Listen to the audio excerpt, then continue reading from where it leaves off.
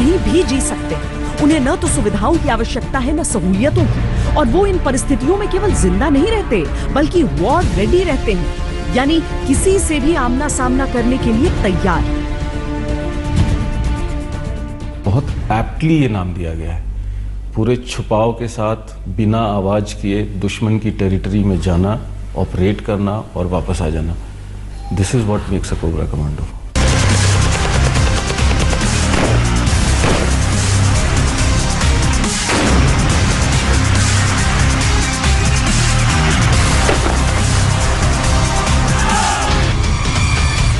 Cobra यानी commando battalion for resolute action. CRPF की इस शानदार टुकड़ी का काम है नक्सलियों का काम तमाम करना, और अपने गठन के 9 साल के भीतर ही वो खौफ का दूसरा नाम बन चुके हैं। उसे किसी चीज का डर नहीं है और उसको ये पता है कि ये काम जो है, जो मुझे टारगेट दिया गया है, जो मुझे अचीव करना है, वो सिर्फ मैं ही कर सकता हूँ, और अगर मैं नहीं कर पाऊंगा तो शायद कोई भी नहीं कर पाएगा। लेकिन अगर आप इन कमांडोज का ऑपरेशन देखेंगे, अगर इनकी काबिलियत से रूबरू होंगे, तब एक किंग कोबरा से इनकी समानताएं भी आपको नजर आएंगी। जमीन चाहे पथरीली हो या पत्तों से ढकी, इनके कदमों में मानो आहट ही नहीं। भारी बारिश हो या चिलचिलाती धूप, इनकी सांसें और धड़कनें तक खामोश रहती। मैडम, जंगल में हम चलते हैं, जब हमारा जो सेक्रेटरी ये होता है, चलते टाइम अगर कोबरा चलते हैं, वो हमको पता नहीं चलता है कि कैसे जा रहा है। जैसे कि कोबरा हम भी यहीं से चलते हैं, जब हमको पता है, बगल वालों को भी, दुश्मन को भी पता नहीं चलता कि हमको जा रहा है कोबरा कमांडो। जब कमांडोज की टुकड़ी जंगल में दाखिल हो रही होती है, तो ये समझकर कि अगर लकी रहे तो 1-2 दिन में ऑपरेशन खत्म हो जाएगा, पर अगर दुश्मन चालाक निकला तो हफ्ता 10 दिन भी लग सकता है। पैदल 100-100 किलोमीटर नापना पड़ता है, और हथियारों के साथ पहले ही हर कमांडो के पास भारी बोझ होता है। बंदूक, rocket launcher, grenade, night vision, हर तरह के उपकरणों से लैस होते हैं कमांडोज, और इसीलिए सबसे कम महत्व वो साथ ले जा रहे खाने को देते हैं। पीने का साफ पानी जरूरी है, तो 7-8 लीटर पानी इनकी प्राथमिकता है। खाने के लिए केवल कुछ बिस्किट और ड्राई फ्रूट जैसी चीजें। वैसे भी जंगल में कुछ पकाने का मतलब होगा दुश्मन को सतर्क कर देना। दिन में खाना पकाने से धुआं उठने का खतरा, रात में आग से रोशनी का खतरा, और खाने की गंध से दुश्मन को खुला न्योता। ट्रेनिंग के दौरान मैदान में मिले एक केकड़े को कच्चा चबाते कमांडोज ये कला प्रशिक्षण के साथ सीख चुके हैं। ये इनका शौक नहीं, जरूरत है।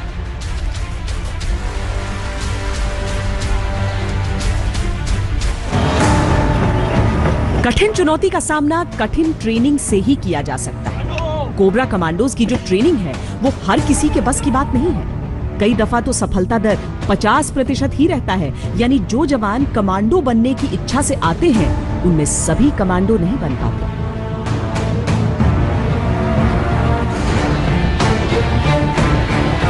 कमांडोज को कितना भी वजन उठाकर चलने की क्षमता होनी चाहिए। अव्वल तो इसलिए क्योंकि उन्हें हथियार और रसद उठाकर कई 100 किलोमीटर चलना होता है। दूसरा, कई दफा घायल या बीमार साथियों को भी इन सामान के साथ कंधों पर उठाकर इन्हें बढ़ना होता है। 10 किलोमीटर, 20 किलोमीटर, 40 किलोमीटर तक कमांडो को वेट के साथ में रनिंग करवाते हैं। अगर कमांडो की पीठ में वेट रहता है तो जंगल के दौरान वो जब मूवमेंट करता है तो कितना भी वेट वो कैरी कर सकता है, क्योंकि गर्मियों के दिनों के अंदर पानी को कैरी करना बहुत जरूरी होता है। और जो कमांडो का स्पेशल इक्विपमेंट्स होते हैं, नाइट में देखने के साधन, मैगजीन वगैरह, राउंड्स वगैरह, जिस तरीके का इलाका होता है नक्सलवाद इलाका, वैसे ही ये लेके जाते हैं। और ये किसी समतल जमीन पर नहीं चलते हैं। पेड़, पहाड़, गड्ढा, दीवार, इनका सामना किसी भी अड़चन से होता है। इसीलिए इनकी ट्रेनिंग में अगर एक छलांग में दीवार फांदना शामिल है, तो पेड़ों पर टार्जन की तरह झूलते हुए आगे बढ़ना भी। सुरंग के भीतर से भी ऐसे रेंग कर निकलते हैं कि कोबरा को फेल कर दें। किसी भी तरह की बाधा इनका रास्ता नहीं रोक सकती। जो फिजिकल ट्रेनिंग है सर, ये कमांडो की जो स्टेमिना होती है, ये हर लेवल में काम देती है। अगर एक कमांडो को एक दिन के अंदर 35 किलोमीटर 40 किलोमीटर तक चलना होता है नाइट में या डे में, तो उस ऑपरेशन में अगर उसका फिजिकल अच्छा नहीं होगा तो वो नहीं चल पाएगा।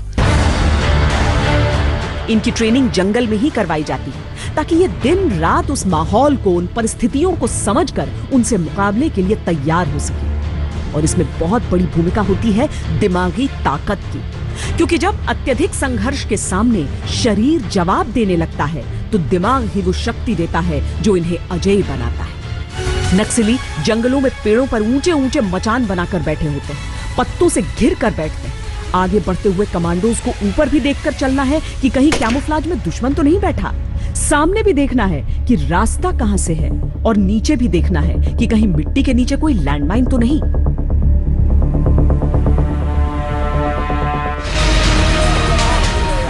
कीचड़ में ट्रेनिंग के कई कारण हैं। कीचड़ अपने घनत्व के कारण अधिक रेजिस्टेंस बनाता है और कमांडोज को आम एक्सरसाइज के मुकाबले दोगुना जोर लगाना होता है। इससे कम समय में अधिक वर्कआउट का फायदा है। इसके अलावा जिन इलाकों में कमांडोज को ऑपरेट करना होता है वहां अधिकतर मौसम में कीचड़ की स्थिति रहती है।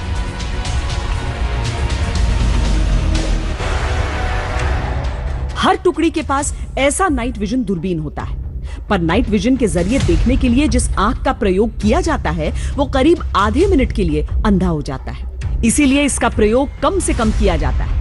इसके अलावा नाइट विजन का इस्तेमाल अमावस की रात या घने बादलों वाली रात में संभव नहीं होने का खतरा रहता है। कोबरा कमांडोज ने ऐसी कई रणनीतियां विकसित की हैं जिनके जरिए वो नक्सलियों की ऐसी कायराना कार्रवाई को मात दे सकें। हालांकि गोपनीयता के कारण हम यहां उनका खुलासा नहीं करेंगे।